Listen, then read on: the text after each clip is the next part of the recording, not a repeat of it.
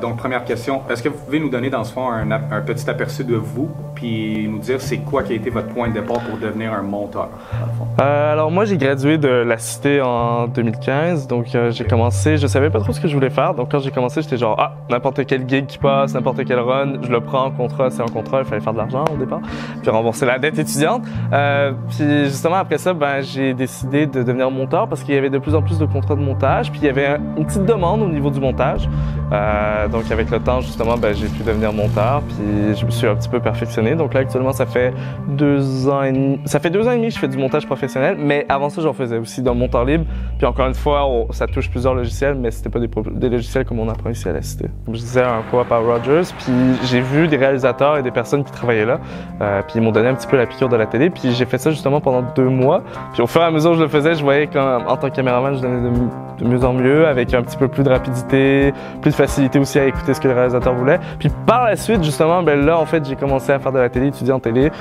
Puis j'ai vu un petit peu ce que les gens faisaient par rapport au montage, par rapport à la vidéo. Puis là, j'ai eu la piqûre. Puis ça envoyait aussi le travail des autres. Hein. Quand tu vas regarder sur YouTube, Internet ou peu importe, tu vois des vidéos de malades, genre des gens qui partent comme en vacances ou des choses de même, puis ils font genre une vidéo de ça.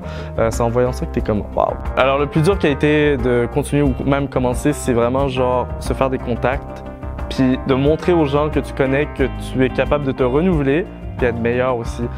C'est vraiment le truc, c'est d'avoir des contacts. Puis ça, c'est vraiment ce qui est plus compliqué. Si t'as pas de contact, tu vas pas aller loin. Puis ma première année, c'était comme ça, c'était dur, pas beaucoup de travail, mais avec le temps, on fait des contacts, des amis, puis là, on découvre aussi nos passions. Donc jusqu'à maintenant, j'ai utilisé, alors il y avait Adobe Premiere, donc ça c'est le premier. Il y avait aussi Sony Vegas. Après il y a iMovie, Movie Maker, mais ça compte pas, c'est trop petit. Donc concrètement, moi je conseille aux personnes qui veulent étudier, surtout en télévision ou qui veulent apprendre le métier de réalisateur, monteur ou peu importe, d'être passionné.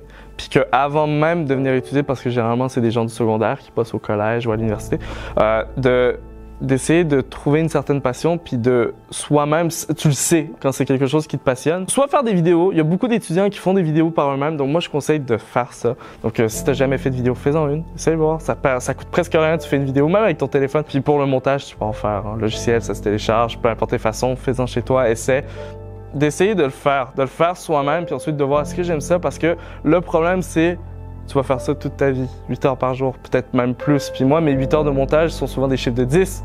Fait qu'il faut vraiment aimer ça parce que tu vas partir 2 heures d'exportation, mais tu n'as pas travaillé. Donc, tu veux quand même faire tes 2 heures de travail. Donc, il faut aimer ça. Puis, ce qui compte, c'est le nom qu'il y a sur le projet. Donc, Samy, elle se dit, quand quelqu'un va entendre ça, est-ce que la personne va penser bien de moi ou va mal penser de moi?